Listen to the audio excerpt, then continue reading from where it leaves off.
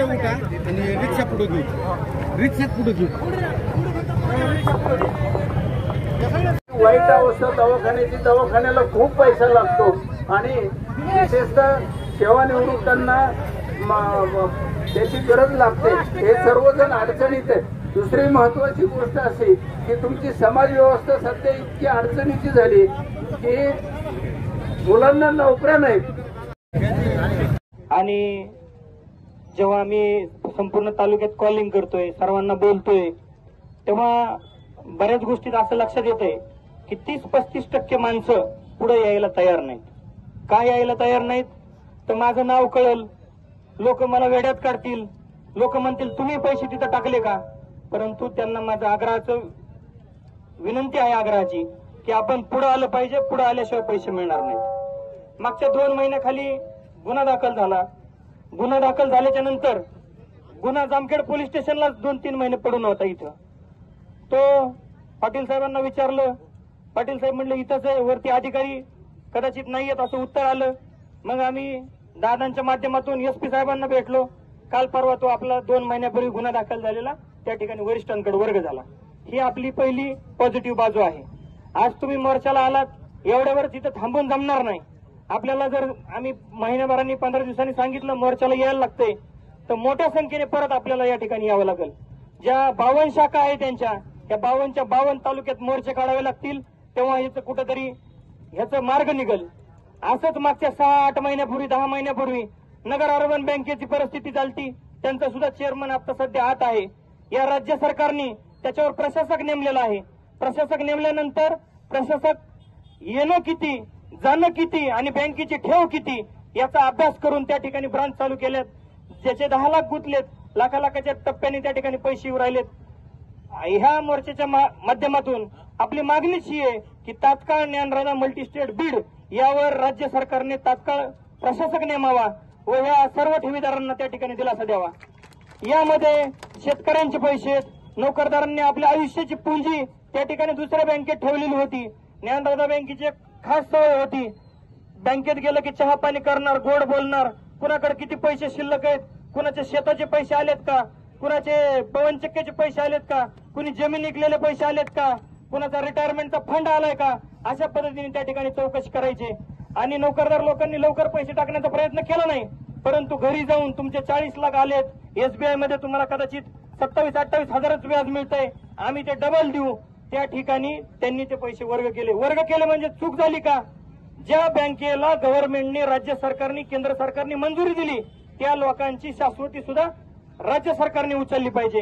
खरं पाहिलं तर मागच्या 2-4 महिन्यापूर्वी नागपूरमध्ये त्या माकड तोंड्या बावनकुळेने, त्याचं तोंड बघितलं, त्याचं आडनावातच विचित्र आहे, बावनकुळे, त्या माकड तोंड्याने ह्यांना प्रवेश दिला.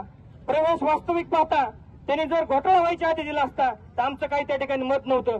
पण 6.5 लाख महाराष्ट्रातल्या ठेवीदारांचे पैसे तो बुडवणारा, तुम्ही त्याला प्रवेश देता, त्याची पाठराखण करता, त्याची बायको जस काय एखादी लव्ह स्टोरी सारखी हातात हात घालून चालते, त्याचे फोटो तुम्ही सोशल मीडियापर्यंत पोलीस डिपार्टमेंटच्या माध्यमातून येतं.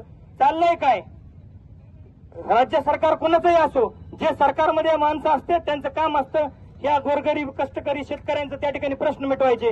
त्यामुळे माझी राज्य सरकारला आपल्या मोर्चेकऱ्यांच्या माध्यमातून मागणी आहे की तुम्ही आम्हाला, जसं मोदी साहेब सतत गाजर दाखवतात, अच्छे दिन आएंगे, 15 वर्षात काय अच्छे दिन आले नाहीत, तरी या लोकांचे लवकर चांगले दिवस येते. प्रशासक नेमून ते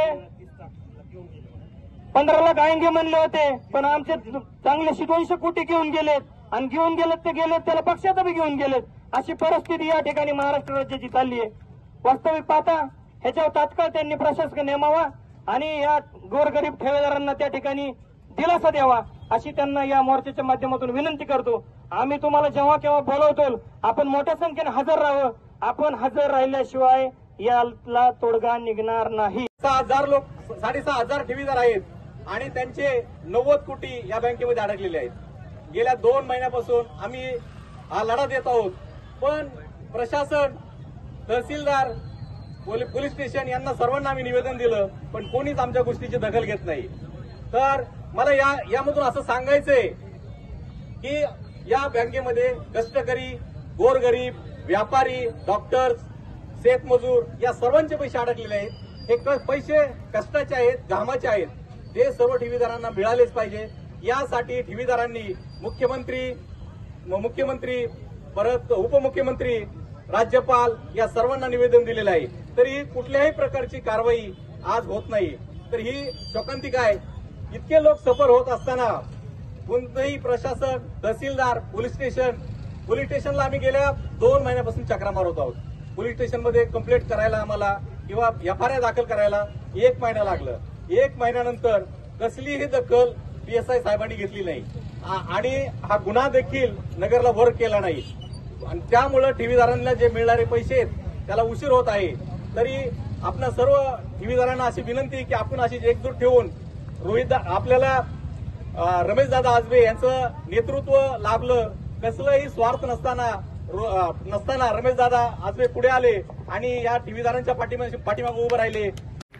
ज्ञानदादा मल्टीस्टेट कोऑपरेटिव्ह यांच्या संचालकाविरुद्ध गुन्हा दाखल करावा म्हणून यापूर्वी उपोषण झालं होतं. त्या अनुषंगानं प्रशासनाने गुन्हा दाखल केलेला होता. त्यानंतर आरोपींना अटक करण्याबाबत आज जामखेड शहरामध्ये रास्ता रोको करण्यात आलं. त्या अनुषंगाने सर्व आंदोलकांना मी या ठिकाणी प्रशासनातर्फे आश्वस्त करतो की प्रशासन लवकरात लवकर दखल घेऊन आपल्या मागणीची पूर्तता करेल. सदर जो गुन्हा आहे तो आर्थिक गुन्हे शाखेकडे वर्ग करण्यात आलेला आहे. त्यातून पुढची कारवाई आरोपींना अटक करण्याची होईल. काही आरोपी अटक झालेले आहेत, काही बाकी आहेत. बाकीच्यांना अटक करण्याची प्रक्रिया होईल. आणि इतर जी मागणी आहे की लिक्विडेटर नेमून जी काही संस्थेची मालमत्ता आहे ती जप्त करून त्याच्या विक्रीतून भागधारकांची किंवा ठेवीदारांचे पैसे द्यावे, तर त्याबद्दल आपण संबंधित विभागाशी संपर्क करून ते पण प्रक्रिया करू. माझी ओळख करून देते. माझे नाव हबप ईश्वरी महारुद्र नागरगोजे, इयत्ता 6वी, राहणार जामखेड. आज या बँकेमध्ये ठेवलेले जे पैसे होते ठेवीदार आहेत यांनी हा रस्ता रोको हा मोर्चा काढलेला आहे.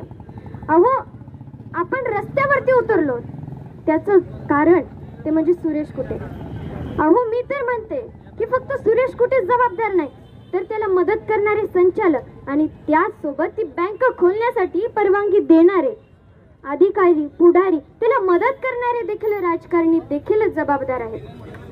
अहो, आज काय वाईट गोष्ट आहे की आज आपण रस्त्यावरती उतरलो. या सुरेश कुटेने आपले गोरगरिबांचा पैसा, कष्टाचा, घामाचा, रात्रीचा दिवस करून कमवलेला जो पैसा होता तो त्यांनी लुटलेला आहे. अहो, आपल्या महाराष्ट्रामध्ये अशा घटना घडतात, ही खूप शोकांतिका आहे. अहो, जर माझी या ठिकाणी छत्रपती शिवराय असते तर काय केलं असतं. अहो, ज्या वेळेस स्वराज्यासाठी काही पैशांची गरज भासली, कर्ज घेतलं सावकारांकडून. सावकार म्हणाले काहीतरी गहाण ठेवा, त्याशिवाय आम्ही कर्ज देत नाही. शिवरायांनी आजूबाजूला बघितलं, हातामध्ये काडी घेतली आणि तीच सांगितले, हे धर तुझं गहाण ठेवण्यासाठी काडी. सावकार म्हणाला, काय तुम्ही काडीसाठी माझं कर्ज पुन्हा वापस द्याल? तेव्हा शिवराय म्हणाले, अरे, ही माझ्या स्वराज्याची काडी, ही सोडवण्यासाठी मी कर्ज नक्कीच देणार. आणि त्या ठिकाणी त्यांनी कर्ज दिलं आणि त्या काडीला सोडवलं. अहो, म्हणजे आपल्या स्वराज्याची एक काडी सुद्धा नाही राहून दिलं, पण आज करोडो रुपयाची उलाढाल या सुरेश कुटे सारख्या माणसाने केली आहे. शेवटी जाता जाता एवढंच म्हणते, ठेवीदार गेले विश्वासाने, ती बँक होती ज्ञानराधाची. ठेवीदार गेले विश्वासाने, ती बँक होती ज्ञानराधाची. ठेवीदार निश्चित होते कारण बँक होती विश्वासाची, कारण बँक होती विश्वासाची. ठेवीदारांच्या पैशावर या नराधमाची पडली नजर. ठेवीदारांच्या पैशावरती या नराधमाची नजर पडली. अहो, माझ्या शिवरायांच्या राज्यामध्ये मनाला काळिंबा फासणारी घटना घडली, मनाला काळिंबा फासणारी घटना घडली. हत्या आता ऐकणार नाहीत आम्ही देखील नुसत्याच बाता, आता ऐकणार नाही आम्ही देखील नुसत्याच बाता. अहो, फाशी तर द्यावी नाही तर व्हावी चौरंग्याची शिक्षा. फाशी तर द्यावी नाही तर व्हावी चौरंग्याची शिक्षा. कारण आम्हाला आहे छत्रपती शिवरायांच्या शासनाच्या पेक्षा, छत्रपती शिवरायांच्या शासनाच्या पेक्षा. अहो, अशा नराधमांना तुम्ही शिक्षा द्या ना, का त्यांना मदत करतात? आता वेळेअभावी मी जाता जाता माझ्या बालवारकरी संप्रदायाकडून तुमच्या या मोर्चाला जाहीर पाठिंबा देते. आणि माझं लांबलेलं मनोगत याच ठिकाणी थांबवते आणि मला शाळा असल्या कारणाने मी तुमची दिलगिरी देखील व्यक्त करते आणि रजा घेते. जरी मी रजा घेतली तरी तुम्ही या ठिकाणून हलू नका. रामकृष्ण हरी.